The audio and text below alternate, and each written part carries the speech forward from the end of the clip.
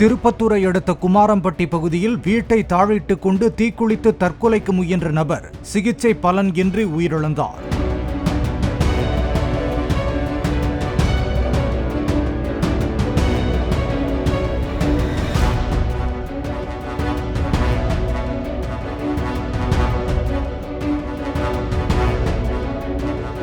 குழந்தையின்மையால் ஏற்பட்ட தகராறு காரணமாக மனைவி கோபித்துக் கொண்டு தாய் வீட்டிற்கு சென்ற நிலையில் மன உளைச்சலுக்கு ஆளாகியிருந்ததாக கூறப்படும் அந்த நபர் விபரீத முடிவை மேற்கொண்டதாக போலீசார் வழக்கு பதிவு செய்து விசாரணை நடத்தி வருகின்றனர்.